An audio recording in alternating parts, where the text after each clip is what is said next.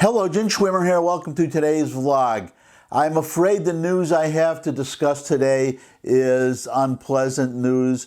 No happy news today. It's news of which you may already be aware. It's news that fills me with, the beginnings of a sense of foreboding based on past experience. I'm going to get to that. Biden was just talking today about his tax increases that he wants, getting people to pay their fair share. Well, I'm not going to argue that today. There is, though I could, but there is another tax that he hasn't mentioned that the administration does not seem to want to talk about, but we're all becoming aware of it. It's a tax that affects everybody, rich and poor. It's a tax that benefits nobody, by the way. It benefits nobody, hurts everybody, is going to cost all of us. I was about to say it's going to make us all poorer, but it's already started. It's been going on for months now. The tax, of course, is inflation. Inflation is a tax. Let me go right to the headline. I'm going to give you some quotes from this article. It's an editorial. I link to it, as I always do, in the description. I'll just give you some excerpts from the editorial and then my comments based on experience, because I went through this before. You can tell that I wasn't born yesterday. I was born considerably before yesterday, born in 1952. So I was around I actually began my working life in the 1970s, when we had this wonderful, I'm saying that facetiously, this wonderful phenomenon for the first time of stagflation. I hope we're not going to experience that again, but that's possible too. But inflation, those of you who are younger, if you were born after, I would say, 1990, if you were born after the Reagan administration, put it that way, then you have never experienced inflation. Unfortunately, to be perfectly accurate, we actually have had inflation all along. This is another subject for another vlog, the constant depreciation of our currency that we've experienced. But the Federal Reserve has always had a target of, or in many recent years, I don't know how far back they set the target, but keeping inflation at 2% or below 2%. We broke through that barrier.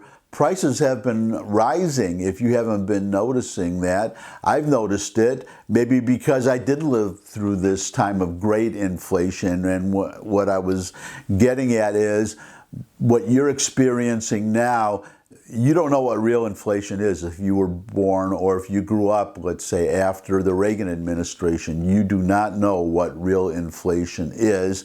I'm going to tell you what it is so we can work together, pressure our leaders, vote Republican. Full disclosure, I'm a conservative. Always keep that in mind when you evaluate whatever I say. But, actually the party doesn't matter. It's whoever is going to be realistic and just acknowledge that we can't keep spending more than we're taking in.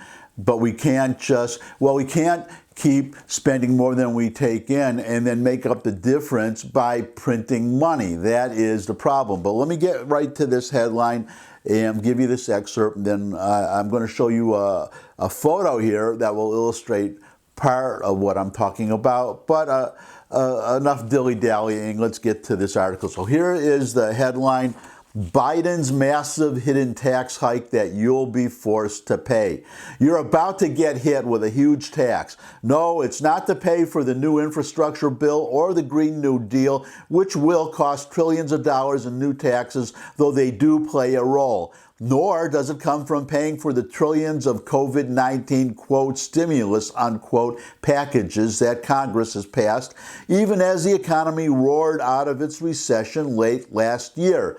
No, this tax is far more insidious than all of that. It's inflation, a tax that costs everyone dearly, rich and poor alike. Americans, this would be you Americans born after a certain time, Americans have gotten used to having little or no inflation. But guess what? With a tidal wave of tax hikes and new spending from the Biden Democrats, a raft of new, quote, green, unquote, federal regulations on the way, key global shortages of foodstuffs, a rising minimum wage, and tight markets for industrial goods such as lumber, steel, and even microchips, not to mention a Fed that, as I was mentioning, that loves to print money. We may be on the verge of an inflation surge that could take down our financial markets and cut deeply into average Americans' standard of living. Quote, Procter & Gamble, Kimberly-Clark, and Coca-Cola have all warned that they'll raise prices on many of their products as raw material costs rise, unquote, a recent news report noted. And that report is embedded in this editorial to which I linked, so you can follow the link and read the report if you need to. Quote, plastic, paper, sugar, grain, and other commodities are all getting more expensive as demand outpaces supply. Companies are also paying more for shipping as fuel costs rise and ports experience longer delays because of congestion, unquote. And that congestion is well, you probably read about that giant cargo barge that got stuck in the Suez Canal, so that delayed a lot of deliveries. There's a microchip shortage. The cost of lumber, the wholesale cost of lumber has soared. I think I read 298%. If you can get it, that is a problem for housing. It just goes all the way down the line when you have inflation. So you're seeing it at the supermarket if you're paying attention. And that's what I'm going to get to, but a little more of this article. The $6 trillion in new spending, massive disincentives to work, more regulations, a wildly accommodative Fed, plus higher taxes on the horizon will all contribute to higher prices and less productivity, and inflation squeeze on all Americans. I can't emphasize that enough. If the costs of even the most basic foods is going up, that affects everybody.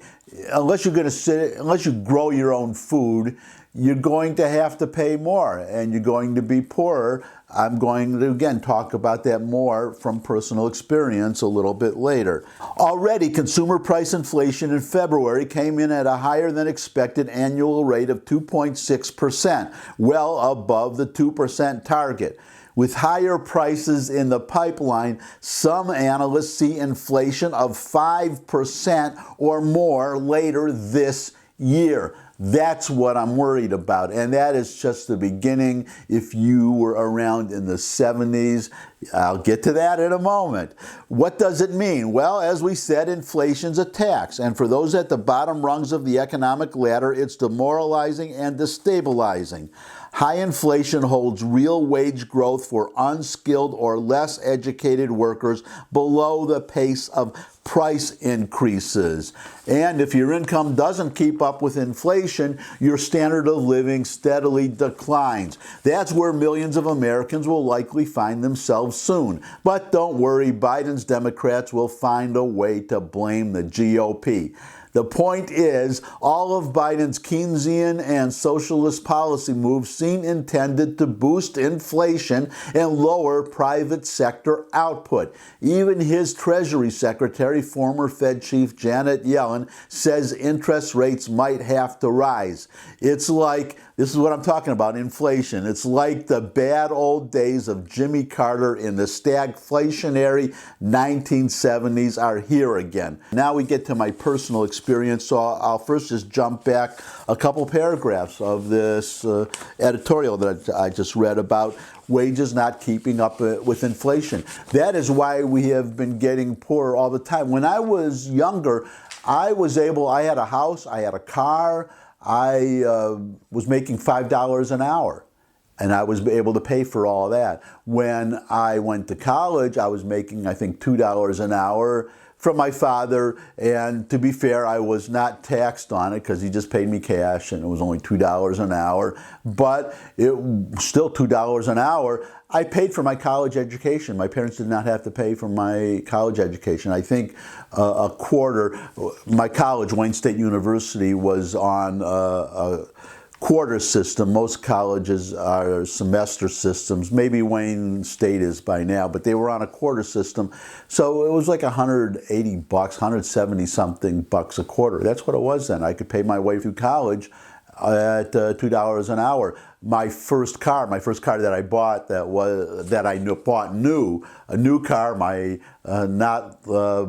don't miss it at all, my Ford Maverick, was $1,700, and my monthly payments were $75 a month. You could afford all that because the currency, you got fewer dollars, but each dollar bought more. But then we had the inflationary and the stagflationary 70s, which I'll get to in a moment. And after that, when I started in the real estate business in it was in the mid to late 1980s. I started as a salesperson. I used to do office leasing. Now I do retail leasing, stores and things. But this is the other thing. When my father had his store, when he was young, when I was young, when he was younger, the rent on his store, he had a store, a fruit market, the rent was $75 a month for his store. And when I say it was $75 a month, I meant every month, month after month, year after year, until the 70s. And we started getting this inflation. When that inflation started kicking in the 70s, after Nixon stupidly took us off the gold standard, that's what started all of this. But so in fairness, Nixon was a Republican, and he took us off the gold standard, and that's when the currency started depreciating. Before that, a dollar bought just about as much in, say, 1965 as it did in 1765, or I'll say 1785, because I don't know if we were using the British pound. But you get my drift. The purchasing power for Americans stayed the same, pretty much the same for our entire history up until we went off the gold standard, and that's when we really got this inflation. And from that point on, my father, he soon was done. He got rid of his store, but I went into leasing, and it was leasing offices. But the whole point is that instead of having a steady rent, you then suddenly had escalations every year. For instance, in a store, we still have it today. Today, you have escalations, which in New York City, where I practice my real estate, even though I live in Tennessee, it's over the phone and the internet, it's built in, 3% a year. Your rent goes up 3% every year, and it started because of the need to keep up with inflation. Otherwise, the money that the landlord was getting for rent would buy less and less every year if it stayed the same, and the landlords would get poorer. Instead, the landlords are protected, but the store owners today, they have to raise their prices then to pay the additional rent. So you see how this inflation gets built in. That's why we have a Fed with a target of 2% a year, because of all these measures that had to be taken when we had inflation. Now these price increases, at least in terms of real estate and rent, it's built into the system. So the point I'm getting to is, how do you calculate these escalations? When I was doing office leasing, there were 3 ways. I mentioned this in an earlier vlog some time ago, so this may be review for some people, but there were 3 ways. One was the CPI, which was the cost of living, the inflation. So you would just key it to inflation. If inflation went up 3% or 4%, then the rent would go up 4%. Then another one was, as happens with retail, just a set amount. Say it goes up 2, 3%, whatever, every year, always the same amount. And the third way, which doesn't exist in retail, may or may not exist in office leasing still today, because I don't remember, because I no longer do office leasing, but it was something called porter's wage. Porters would be like the janitors and just the office workers. They had a union.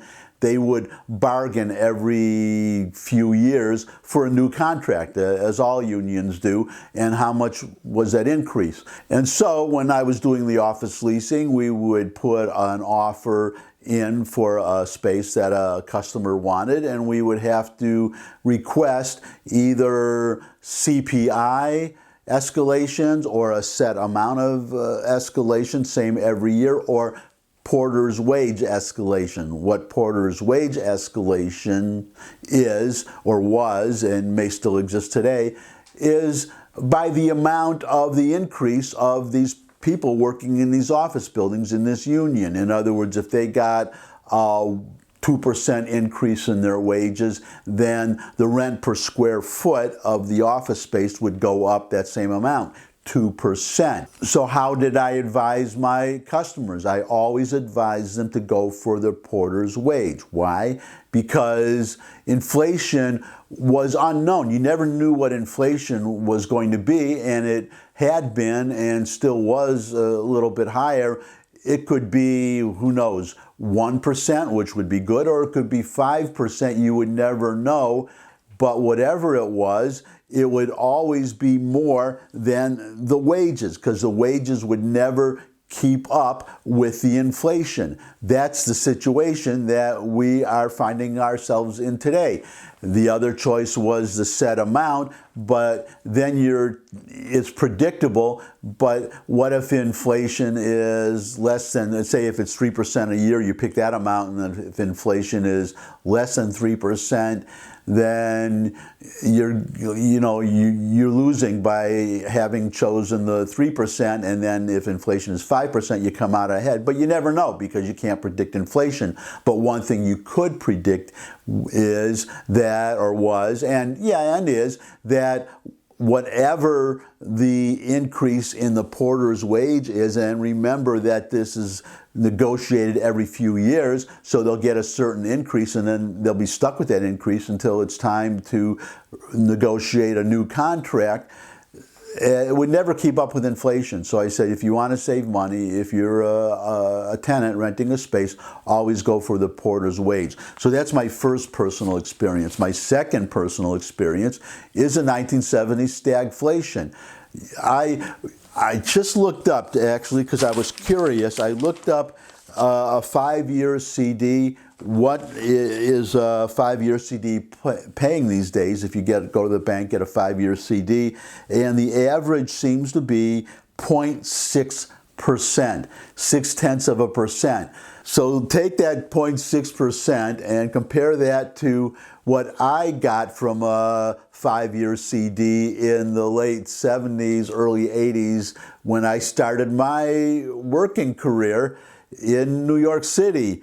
13%. I got a 5-year CD for 13%. Why? Because inflation was so high. Inflation was running at 17, 18%.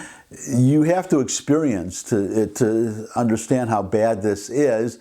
The inflation, the price is just always going up, and then the wages, finally we started getting cost of living wages, but they were always based on whatever happened the year before, the CPI of the year before, so you never knew what would be the case in the following year. And then there's, I said, stagflation, because you had high unemployment. You had very high unemployment, and that brought about the advent of something called the misery index, which you never hear about anymore because no one uses it anymore. But it could come back, because we do have low unemployment, even with the coronavirus, compared to the 70s, definitely. But what the misery index was, you just added together the inflation rate and the unemployment rate. So, I don't know, 7% unemployment, 8% unemployment, and 17% inflation, you get a misery index of 24%. These days, you add those two together, you get a misery index so low, or at least until recently, so low that nobody quotes it anymore. Nobody pays attention to it. And that's my fear, is that it's going to come back, and that we're going to start having to pay attention to this again. And when you project forward, the real misery comes in. I just gave you the misery index, but how did we get out of that situation? Because we are not in that situation today, thank God, and we were even less in that situation a year ago before, or even a few months ago before Biden became president. But how did we get out of it? We elected Ronald Reagan. That was number one. A president who saw the problem and who was determined, willing to do whatever had to be done to fix this problem. He also had a Fed chairman, Chairman Volcker, Paul Volcker, who agreed with, well, ordinarily he would have had the same problem as Jerome Powell has today, that Fed chairman have, of having to deal with a president. No president wants to see interest rates go up because it could slow the economy, hurt their chances of re-election. But it was early in Reagan's term, and he was willing to do something that he knew would be very unpopular, would hurt him, and that was not to browbeat, well, not only not to bully and browbeat Volcker to keep the rates low, but to work with Volcker to support him on bringing the rates up. And that is what happened. Volcker just jacked I think over 20%. He just jacked the rates way up and threw the whole country into a recession.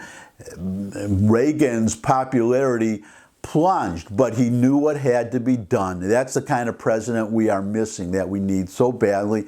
We actually, as far as the immigration goes, in some respects, we had that with Trump, which is one of the things I like about him. But Reagan was willing to take the bull by the horns and deal with this problem. He gave Volcker all the support he needed. As I said, the economy went into a recession. If the election had been held at around that time, maybe he wouldn't have been elected. It was like, the only thing I can compare it to really is Lincoln during the Civil War, when he prosecuted the war and he was wondering whether he would be re-elected because of how many people had died and how the war was going. Fortunately, it turned around just in time. And same with Reagan. He put all these measures in, and Volcker did, and really punched the country. We really suffered through it, but we came out of it because Reagan was willing to do this early in his administration. By the time he had to stand for re-election, the economy had fully turned around, or we could see that we were coming out of it. And that's when he had the famous campaign. Maybe I'll run the commercial if I can find it. Morning in America. It's morning again in America. Today, more men and women will go to work than ever before in our country's history. With interest rates and inflation down, more people are buying new homes, and our new families can have confidence in the future. America today is prouder and stronger and better. Why would we want to return to where we were less than 4 short years ago?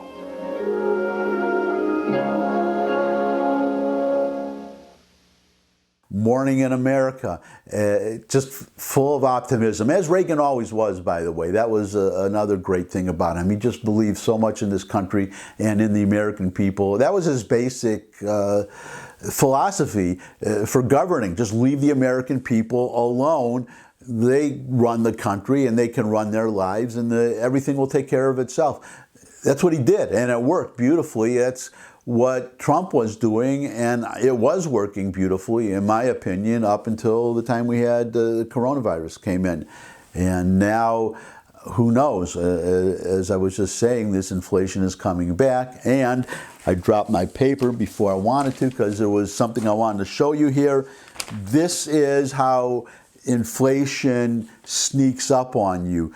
I told you about the rising prices, but there is also something called shrink inflation, which is keep the price the same but give you less. And the photo will show you what I'm talking about. You see 2 rolls of paper toweling there, and what's circled there is a number of sheets you get. The price is the same, but one roll is newer than the other. The old roll, you got 160 sheets, and the new one, you get 140 sheets. That's 12.5% fewer sheets. You may say, well, it's only a few sheets, but you can see that's 12.5% less that you're getting, and that's just paper towels. You go to the supermarket, you go, well, this has been going on for a long time. No one's really talked about this, but I noticed it. You buy a jar of mayonnaise, you'd get the small jar, and then you get the big jar, and the big jar was 32 ounces. But you look now, and it's 30 ounces. It's been that way for a long time. And also, the mayonnaise jar was flat on the bottom, like most jars. You buy something, glass jar, plastic jar, it's flat on the bottom. But take a good look at your 30-ounce mayonnaise sometime, and you'll see there's a big dimple in it. There's a big cone shape that takes out a lot of the bottom. That was to keep the bottle the same size but give you less mayonnaise. Well, you look at other things. When I was younger, you had, well, our standard measurement system. So you'd buy something small would be 8 ounces, and then the larger quantity, the next one up would be 16 ounces, and then 32 ounces. I just told you about the mayonnaise, but you go to your supermarket and look at how many jars are 10 ounces or 12 ounces, because they don't want to give you the 16 because you won't buy it because of what it's going to cost. So, as I said, I don't have much good news to give you today. It's just everything is going up. Everything is going up, and I don't see a way out of it. Anything short of at least voting Republican. So that's my advice. Well, that's part of my advice. Vote Republican. And the other advice is give me a thumbs up if you like this video. Share with anybody you think would also like it. Got any comments? Comment section below the video. You can put questions, suggestions for future topics. You could subscribe. I love getting new subscribers. Visit my other channels I link to in the description. My food channel. Haven't done much with that lately, though, to be honest. But my hot dog channel and my music channel. You could also, as I always say, know how much I appreciate your visiting me and how much I would like to see all of you again. I look forward to seeing all of you again. I look forward to seeing all of you again. And until I do see all of you again, bye.